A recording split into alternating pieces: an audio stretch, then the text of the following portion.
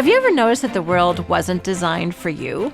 Hi, this is Shannon Waller on the Inside Strategic Coach podcast with Dan Sullivan. Dan, you say this a fair bit, and I really like it because to my mind, there's, humility. There's just an openness to how the world is and not fighting reality that this statement really entails. So talk a little bit more about that. Well, I'm a real history buff, so one of the testing profiles that we use in Strategic Coach, the main one is Kolbe. We have other testing that kind of tells who you are and how you respond and, how you approach things. Kolbe is just a foundation for our program. But another one that I have found extraordinarily useful is called the StrengthsFinder. And the way I show the difference between Kolbe and the StrengthsFinder is that Kolbe tells you how you automatically and most easily take action to get results. Mm-hmm. And there's different profiles and different characteristics, and you're a mix of a lot of different characteristics. But the StrengthsFinder, once you found out how you take action, the next question is, what in fact do you take action on in the world, because you don't take action on everything. My number one is ideation. I take action on ideas. Number two is maximizer. I'm only interested in ideas that maximize, and my preferred customers are maximizers who take maximizer ideas and maximize themselves even more. So I'm not out to make average people good. I'm out to create thinking processes, concepts, tools, structures, and process for people who are already almost great to be even greater, because I think it's a multiplier in terms of the kind of value they create. But my number three is self-assurance, and that is I never think I can get into trouble with a new idea, okay? Because the environment will let me know right off the bat whether I should pursue an idea. And I've got the self-assurance just to try it out. And if it doesn't work, it's no reflection on me. It's just that the idea wasn't the right idea. But number four is the one that's really interesting, and that answers a lot of people's. They have a questioning that in the Kolbe, I have 2 fact finder, and yet I know lots of facts. And it's a 2 fact finder out of 10. Yeah, 2 factor out of 10. You simplify. But I know a lot of facts, and it's answered by the 4th strength I have in my strength finder, which is context. And that is, I have a passion for knowing where things come from. Mm-hmm. Okay, so I'm a real history buff.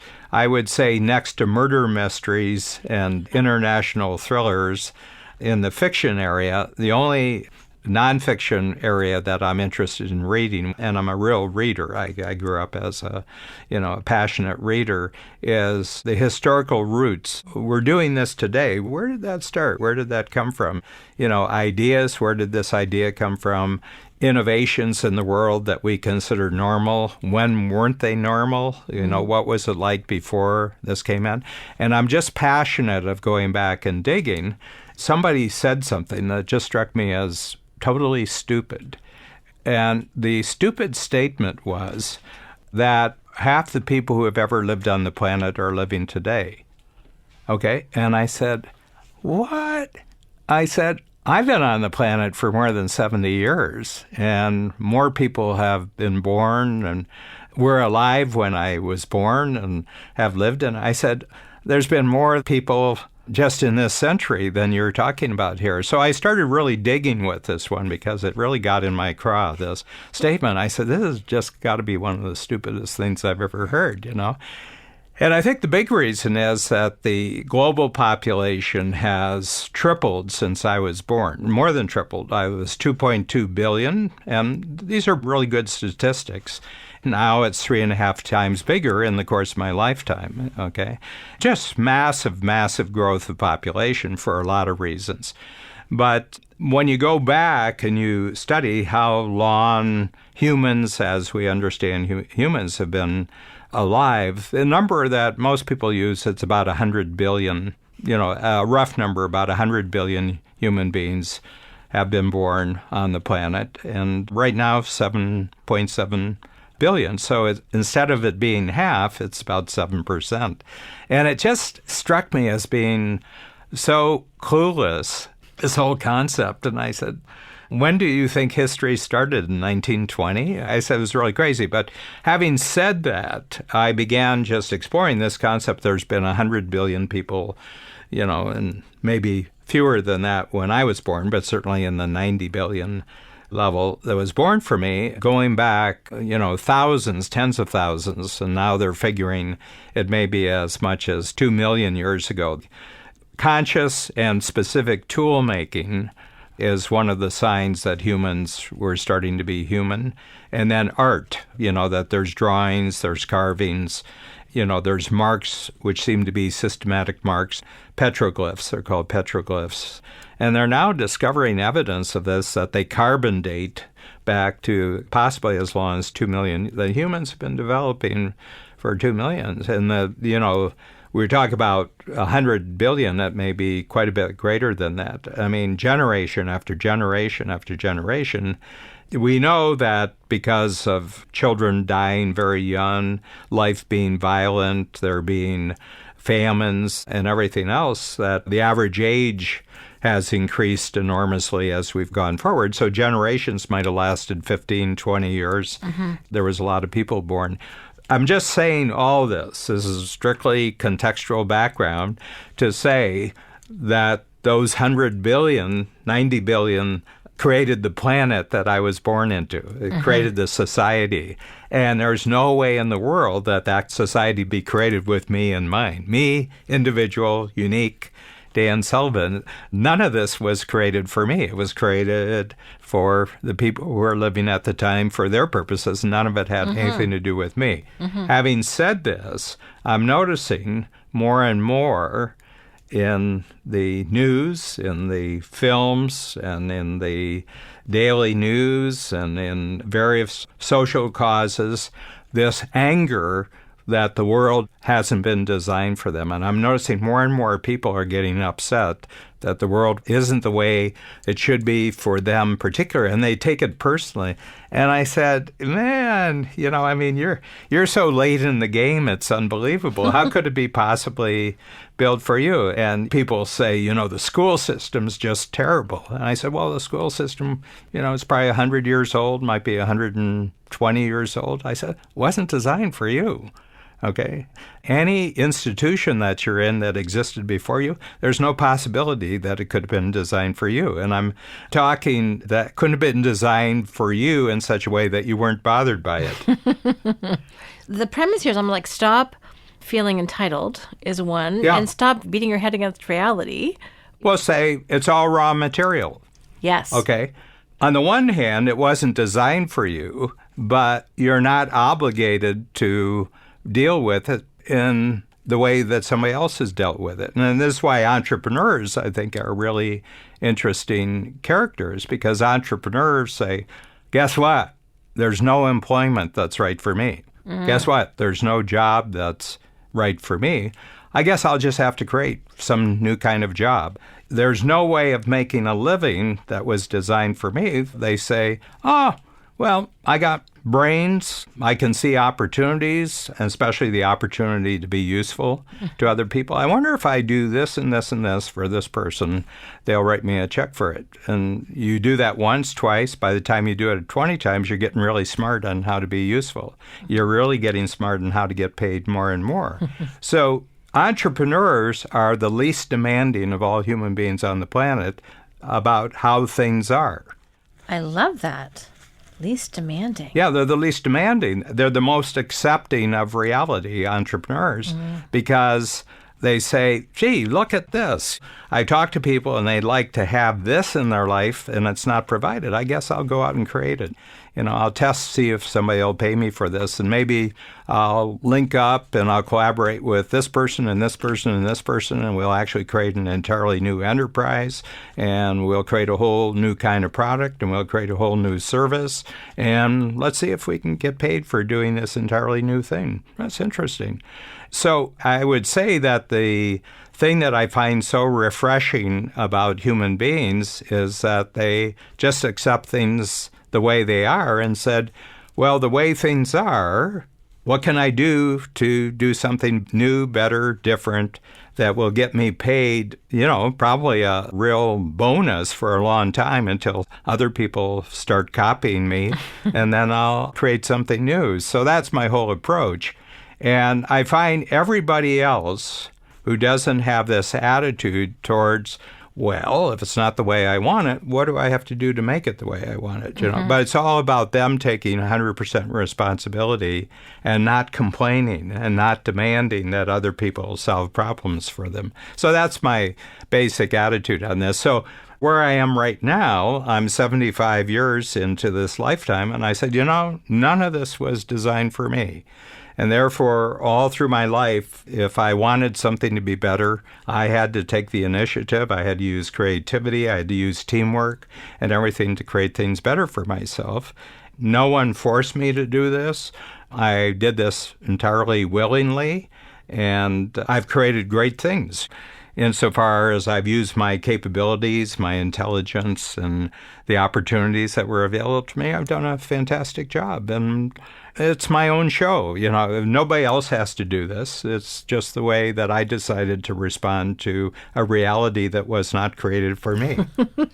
There's something so liberating about taking this particular approach. Like, first of all, it's a no entitlement attitude. The word that came to mind is you just do a creative bypass. You're like, oh, I don't like it that way, so I'm going to do it a different way. I'm going to find another way to accomplish this or to get what I want or to create the income that I'm looking for. And often there's an opportunity to transform an existing way of doing things that you may look at as being awkward or inefficient or not solving the problem that you're seeing.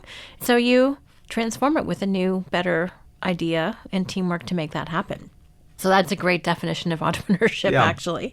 You all have another corollary to the statement. If it does seem to happen that the world is designed for you, just treat it as a coincidence. Well, and don't bet on it, because it may be momentary bonus that you get, but it's like the weather, it may be really supportive of what you're doing today, but don't bet on it, because the weather is not designed with you in mind. That's a perfect way to think about it. Oh, I love that. Yeah, and you have to get skillful. First people who learned how to sail had to get really, really smart on how they could kind of get weather on their side, or, the use of animals and the use of water power, use of fire and everything else. None of this stuff was designed with you in mind. You had to come to terms with it. So it's really interesting, but I see a lot of angst in modern society is that the world isn't the way it should be, and should is always used. And should, right off the bat that somebody doesn't want to take any responsibility for the solution. Yeah, and they want other people to solve it, and they want to use other people's money, not their money, and they don't have to contribute anything to the solution. So this angst about the world not being designed, hey, just start off clean. I'm a fifth child in a family, and I know that the family and the household, when you're number 5, you're not number 1, you're not number 2, you're not number 3, you're not number 4. There's a lot of space that's already been taken up before you got here. So as a little fifth child, I said, the only way I'm going to make any headway is just figuring out how to be useful to these bigger beings that already are occupying the space. And I think that on a personal level and within my family unit. So I never expected that I would be given anything, because there were a lot of time, a lot of supplies, a lot of resources were already being taken up. So if I was going to kind of enjoy the life I had, then I had to look outside myself and say, I bet if I did this and this and this, and I could help this. And as a kid, because I was number 5, grew up on a farm, the other 4 were out working on the crops, and there's a big separation between the person who's number 4 and me. So I helped my mother out in the house. And from the earliest age, I could make beds, I could wash dishes, I could set tables. And my mother had a hard time with the stairs. She had health problems, so I would always clean up upstairs and everything else. I'd go shopping. And, I learned how to do laundry to the extent that I could get the tank filled with hot water. I could take the wash out and I could hang it up on the line with a stepladder and everything like that. But I was just sensible that I could be really useful and meaningful because none of it was designed for me. None of it was designed for me. So I've had this attitude, I think, lifetime. I said, wow, boom, what an interesting situation here. Now, how do I come to grips with this? It's interesting. As a firstborn child, you have a much more chill way of looking at things, which I appreciate. But let's talk about, the more useful you are, you tend to be able to create the environment that best supports you. And this is actually part of the topic of our upcoming new book, which is called Who Do You Want to Be a Hero To?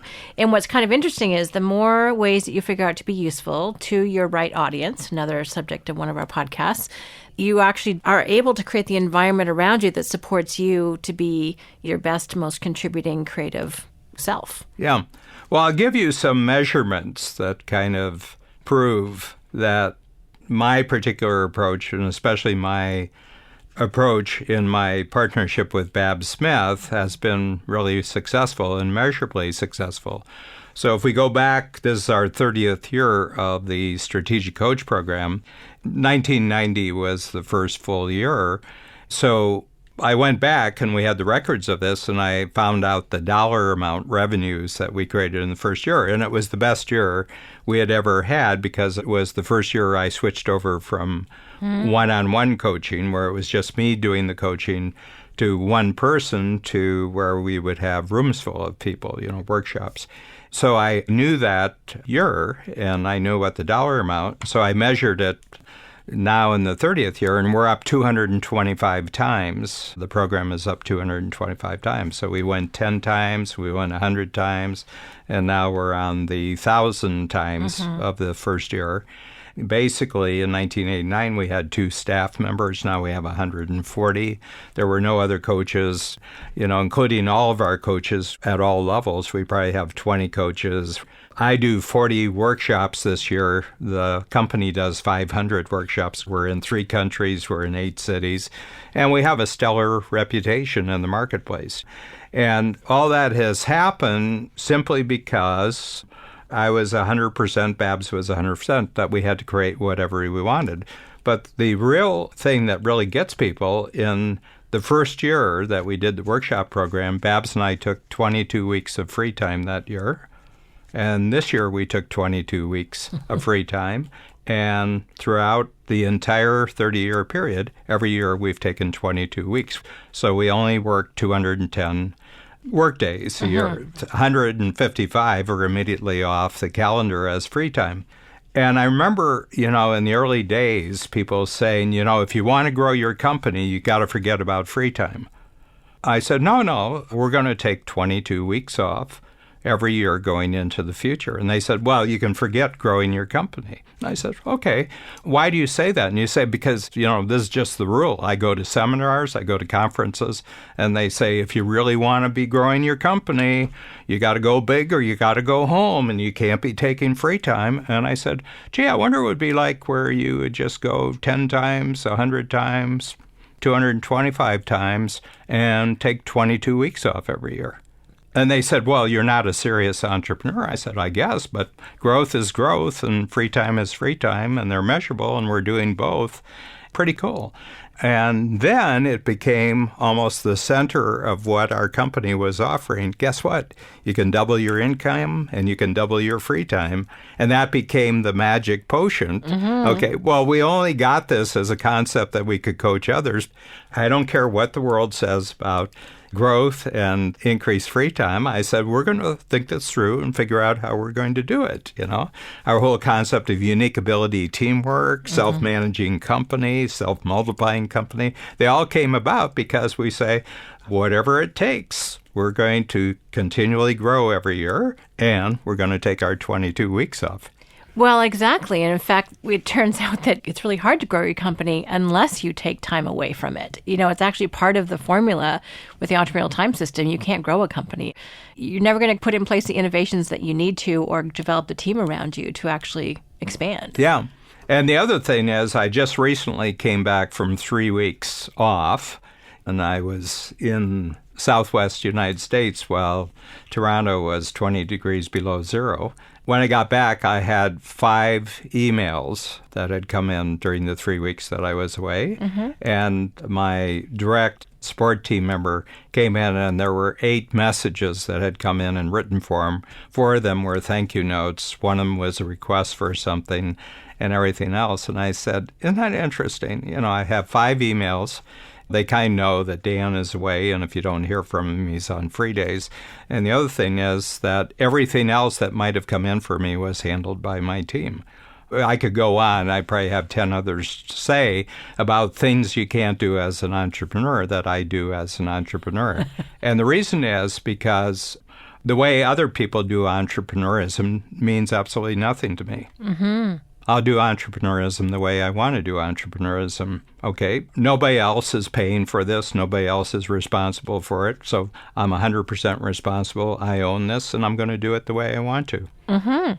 So you've managed to, even though the world wasn't designed for you, you can design your own world. Yeah. Perfect. I love it, Dan. Thank you. This is enlightening and I know really useful for a lot of people. Thank you. Thank you. If you've enjoyed this podcast, please like it, please share it, make sure you subscribe, and we'll talk to you next time on Inside Strategic Coach.